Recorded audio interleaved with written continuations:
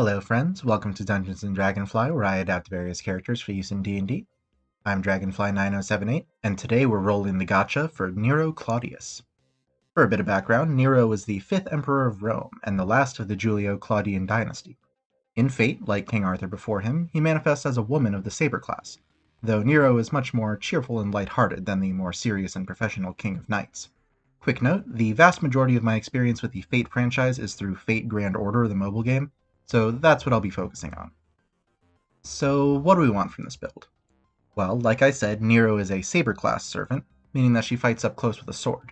Interestingly, it's outright stated that Nero is not really suited for the Saber class, and that she's just forcing herself into it with her Imperial Privilege skill. She does have a caster variant that is apparently more suited to her, but we're going to focus on the standard 4-star Saber Nero, though a few shades of her other Saber form Nero Bride might slip in as well. Next, we'll need Nero's artistry. She's a singer who's beloved by all the people of the world, but most especially those of Rome, and that's reflected in her ultimate noble phantasm, which summons a golden theater that hinders her enemies. And finally, Saber Nero is pretty durable despite her lack of evasion or invincibility thanks to her self-healing, and a unique skill that lets her come back from death multiple times, as opposed to the single-use gut skills that other servants get. Looking over at ability scores, I'll be using the standard point array. If you want to roll for stats, that's fine, just make sure your charisma is high enough to multiclass. We'll start off with a 10 in strength. Our sword is pretty clearly a long sword, and we aren't suited to the sword class, so low strength makes sense for us. We are quick and light on our feet though, so dexterity will be 14. Dumping constitution always hurts, but Nero's durability is in spite of having a middling HP score, not due to having a high one. And since she suffers from migraines, she isn't great at concentrating on spells. Intelligence and wisdom are honestly pretty interchangeable for this build. We aren't boosting either one, and we aren't using them for much, so I put intelligence as 13 and wisdom as 12, since Nero describes herself as a genius fairly regularly. And we'll finish off with a 15 in charisma, because Nero is just so darn likable. She was widely loved by the Roman citizens for her generous policies, and she focused heavily on diplomacy internationally. Now, Nero was a human when she was alive, but now she's a heroic spirit, so we'll make her a reborn. That bumps our constitution up to 10, so we don't have a negative modifier, rounds off our charisma to 16, and gives us proficiency in athletics and animal handling. Since we're a servant, we have a deathless nature, meaning that we don't need to eat, drink, breathe, or sleep. We have advantage on death saves, as well as on saves against disease and poison. We resist poison damage, and we can't be put to sleep magically. We can also just rest in our spirit form, remaining inactive but still conscious for 4 hours to fully long rest and recharge our magical energy. Servants are spirits of previously existing people, for the most part at least, and have knowledge from their past life. A number of times per day equal to our proficiency bonus, we can add a d6 to a skill check that we make after we see the roll, but before we hear the result. In that past life, we were the Emperor of Rome, which makes us a noble for proficiency in history and persuasion, along with land vehicles to pick up Nero's riding skill. Animal handling does also count for this, but Nero's riding is specified to be geared toward chariots, so land vehicles is a little bit more fitting.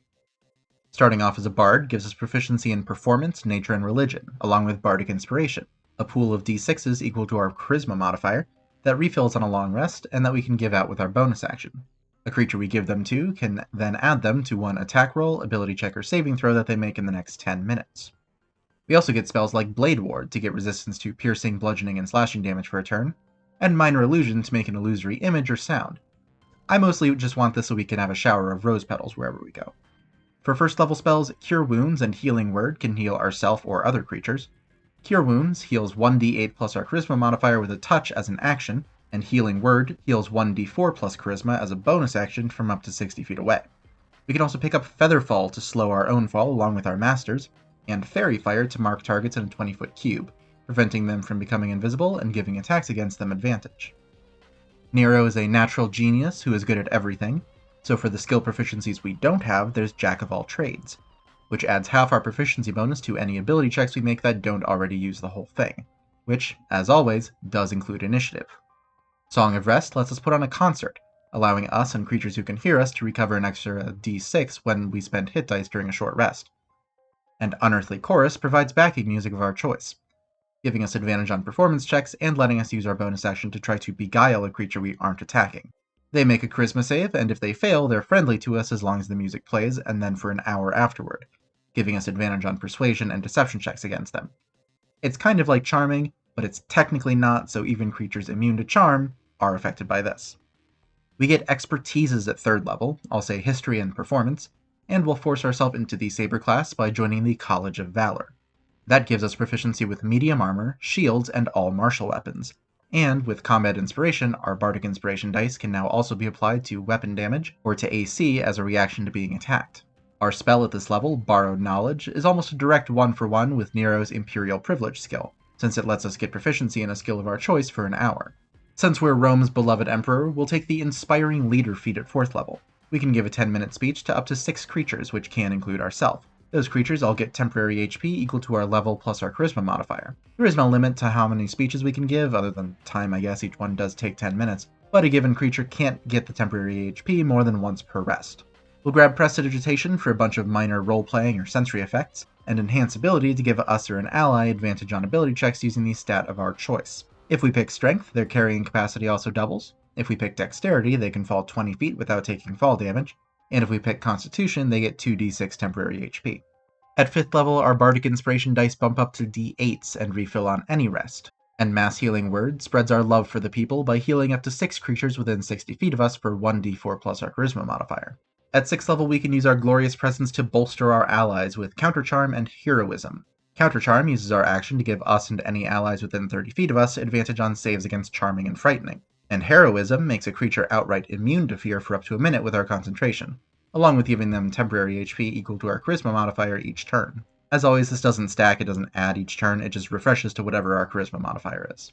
And since we're a Valor Bard, we get extra attack to attack twice with the attack action instead of once. We have access to 4th level spells at 7th level, but I don't want any, so we'll take Aid instead. A 2nd level spell that gives 3 creatures an extra 5 HP for 8 hours. This isn't temporary HP either, it actually does raise their HP maximum, so it can be healed. Then at 8th level, we'll bump our Charisma up to 18, and yeah, remember how I said I don't want any 4th level spells? That hasn't changed, so we'll grab Invisibility to go into our Spirit form to avoid detection.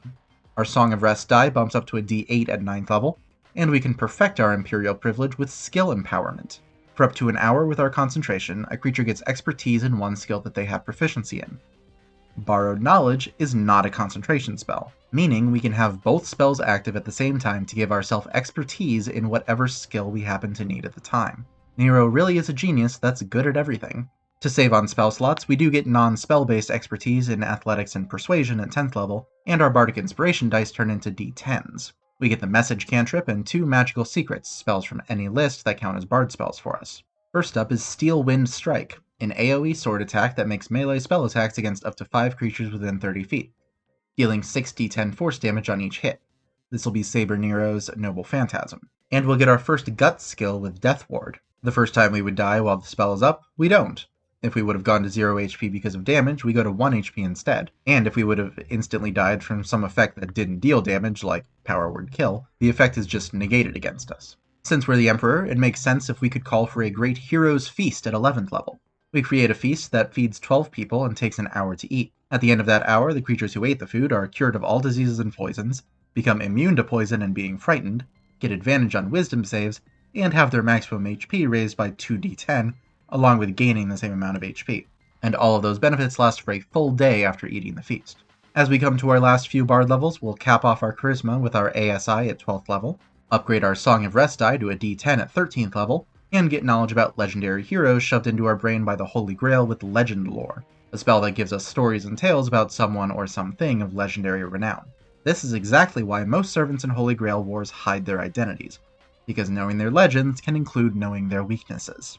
The College of Valor gives us Battle Magic at level 14, letting us make a weapon attack as a bonus action if we use our action to cast a Bard spell, like one of our 2 magical secrets at this level, Tensor's Transformation. This is more of a Nero Bride thing, using all of our buff skills on ourselves to become super strong. We get 50 temporary HP, along with proficiency in Strength and Constitution saves, and with all weapons, armor, and shields. Plus, we get advantage on weapon attacks, which do an additional 2d12 force damage on a hit. The downside is that while the spell is up, we can't cast any other spells, and when it ends we make a DC 15 Constitution save or get a level of exhaustion. Our other magical secret here summons our Golden Theater, the Aestus Domus Aurea, with Temple of the Gods. We summon a great temple up to 120 feet on a side that we have complete control of in terms of appearance and decoration. The temple blocks divination spells and ethereal travel, and any creatures inside it that are healed by spells of at least first level heal extra HP equal to our wisdom modifier. When we create the theater, we can choose creature types for it to hinder, choosing any number from celestials, elementals, fae, fiends, and or undead. Any creatures of the chosen types have to make a charisma save to even enter the theater, and if they do manage to make it in, they subtract d4 from every attack, ability check, and save that they make while inside. Now, servants form a contract with their masters, so we'll finish off with 6 levels of Warlock. For our patron, I can think of no better option than the glorious eternal city of Rome itself, so we'll be a Warlock of the Undying. We're among the dead, giving us the Spare the Dying cantrip, and making it harder for undead to attack us. If an undead targets us with an attack or a harmful spell, they have to pass a wisdom save first, or either change targets or just waste the attacker's spell. If they pass, or if we attack them, then they're immune to this effect for 24 hours. For cantrips, we'll take Booming Blade and Green Flame Blade, which both add extra damage to one of our sword attacks. Booming Blade adds up to 3d8 thunder damage and deals an additional 4d8 if the creature moves in the next turn, and Green Flame Blade deals an extra 3d8 fire damage to the attack target, and 3d8 plus our charisma modifier fire damage to another target next to them. We can also pick up Expeditious Retreat to dash with our bonus action for A rank agility, as well as Comprehend Languages, since the Grail downloads modern languages into our head. In a similar vein, Eyes of the Runekeeper lets us read any form of writing with no spell required. We're a Saber-class servant, so it should come as no surprise that we're going with the Pact of the Blade, which lets us summon a melee weapon with our action, and Improved Pact Weapon makes it a +1 magic weapon, and lets us summon a bow instead if we want to try our hand at being an archer. Now, Nero's migraines do make it hard for her to concentrate on spells, but they also make it hard for other servants to affect her mind. So we'll grab a Thought Shield, which lasts 8 hours and prevents our mind from being read or detected, stops creatures from communicating with us telepathically unless we want them to, and gives us advantage on saves against effects that would tell if we're lying. Our last ability score improvement goes to the Tough Feat, for an extra 2 HP per level for a total of 40 additional by the time we're done, and we become even faster with Misty Step, moving so fast we appear to teleport up to 30 feet. 5th level Pact of the Blade Warlocks qualify for Eldritch Smite. Once per turn, when we hit a creature with our pact weapon, we can burn a Warlock spell slot to deal an additional 4d8 force damage and knock the creature prone if they're huge or smaller. This is another thing from Nero Bride, a single super powerful single target strike from her Fax Celestis, and it also works with spells like Booming Blade and Green Flame Blade that use our sword to attack. Up to your DM on if it works with Steel Wind Strike though, since that just says a melee spell attack, it doesn't specify that you hit with the weapon you use to cast the spell. We can also take Protection from Ballistics, which gives us resistance to non-magical ballistic damage. Servants are magical beings, they aren't really affected by mundane guns. Our capstone is the 6th level of Undying Warlock for Defy Death. Once per day, when we either stabilize a creature with Spare the Dying, or succeed on one of our own death saves, we can regain HP equal to 1d8 plus our Constitution modifier. This is another Guts effect for us, and remember that thanks to our deathless nature, we have advantage on death saves. Now that the build is complete, the question becomes, how good is it? Well, we're pretty good at staying alive, with multiple ways to cheat death, a bunch of self-healing, a ton of temporary HP, and advantage on death saves if we ever do go down. On top of that, we can apply almost all of those to our allies to keep them in the fight, along with Bardic Inspiration and spells to provide bonuses. And finally, I don't think I can stress enough that we can have expertise in literally any skill that we need. It does take up 2 spell slots each time, but that is insane versatility. On the other hand, we aren't very good at just typical attacking since we have +0 strength. That's by design, of course, since Nero is forcing herself into a class she isn't suited for, but it's still a disadvantage. We're particularly bad at fighting airborne enemies. We have basically nothing at range, so if an enemy is more than about 30 feet up, we are in trouble. And finally, I really like Temple of the Gods for the Aestus Domus Aurea, but it is completely unusable in combat, because it takes an entire hour to cast. So we'd have to cast it in advance and then either lure the enemy in or teleport them in somehow. I'm a big fan of Nero, she's one of my favorite Saber faces behind Jeanne d'Arc, so I'm glad I got to do a build for her. Swing your sword, sing your heart out, and bring glory to the Eternal City. Maybe don't learn to play the fiddle though. People might start some very unkind rumors about you.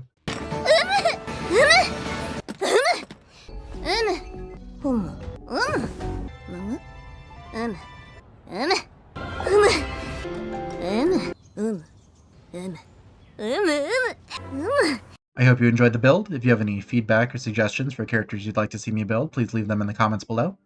Leave a like or subscribe if you want to see more, and if you want to support what I'm doing here, You can check the description for the link to my Patreon for access to the Discord channel, early access to future builds, and exclusive Patreon content. Thank you for watching, friends. I will see y'all later.